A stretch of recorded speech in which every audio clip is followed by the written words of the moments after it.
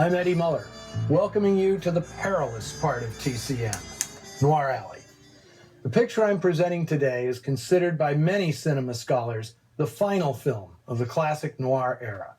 From 1959, it's Odds Against Tomorrow. Now, while I don't necessarily subscribe to that notion, there are compelling reasons why it makes sense. The film represents a cinematic crossroads where traditional Hollywood craftsmanship, which director Robert Wise was a master, smacked headlong into a new kind of independent cinema verite approach to narrative filmmaking. In fact, this movie has more in common with French New Wave cinema than any other movie made in America at the time. It was a favorite of French director Jean-Pierre Melville, who was not truly part of the New Wave, but was the undisputed master of French film noir. The movie is based on the novel by William P. McGivern, one of the most prolific crime writers of the 1950s. His stories provided grist for several significant films in the genre: Shield for Murder, Rogue Cop, Hell on Frisco Bay, and most famously, The Big Heat. Odds Against Tomorrow revolves around a trio of characters familiar in classic film noir: the angry, isolated war veteran, the embittered cop, who goes crooked, the decent family man grappling with a fatal vice, in this case, gambling. McGivern's twist is that the gambler, Johnny Ingram, is black, and the hatred that flares between these comrades in crime pointed to the racial turmoil that ignited America's civil rights movement. The movie is, however, very different from the book.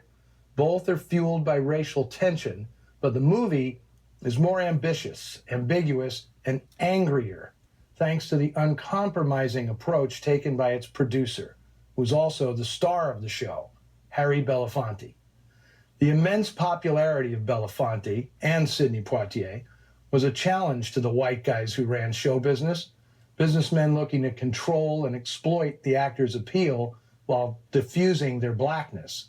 But Belafonte was too shrewd for that. He formed his own company, Harbell Productions, and felt that a genre thriller was the perfect way to throw a harsher reality onto American movie screens. And to that end, he made some bold and fearless moves. But why get this secondhand from me when you can get it from the man? I'm pleased to share today's intro with the living legend himself, Harry Belafonte.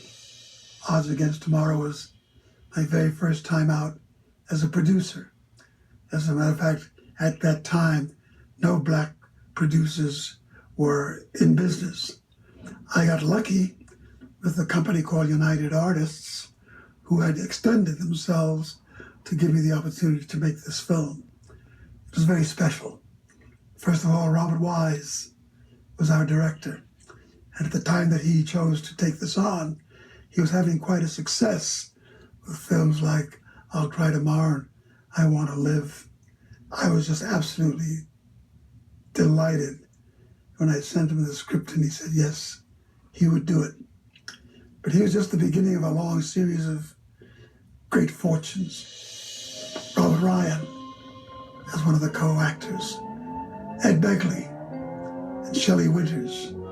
One could not ask for better company. And perhaps most importantly was that we had a writer by the name of Abraham Polanski. He was one of the great Hollywood writers, and he fell prey to the blacklist. It was a dark time for many of us who were artists in America. The House Un-American Activities Committee was rampant with its mischief. They willy-nilly and cruelly charged people falsely for being unpatriotic and for being anti-American, none of which was true for most. And we paid a price. Polanski, in accepting to do this film, was also one of the blacklisted. We talked for a long time about the advantages and the disadvantages of putting his name upon the screen. At his insistence, we used another name. And the name we used was that of a most popular black writer of the day by the name of John Oliver Killens.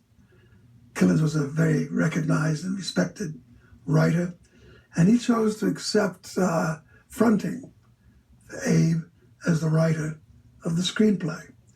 It wasn't until just recently all these many years later that the Screenwriters Guild and the Academy decided to put history in its proper place and recognized Abe as the writer of the script.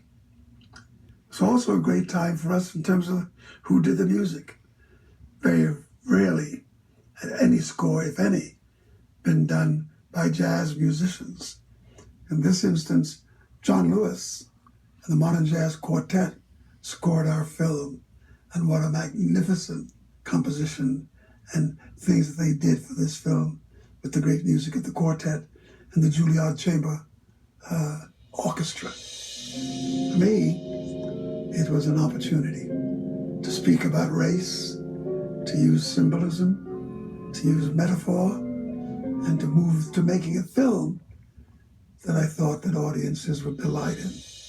Mr. Belafonte recorded that for me back in 2009 when we celebrated the film's 50th anniversary with a screening at the Noir City Film Festival in San Francisco. Now here we are on the cusp of the film's 60th anniversary, and in many ways, the movie is more timely than ever. See for yourself. Here he is, along with Robert Ryan and Shelley Winters, in Odds Against Tomorrow.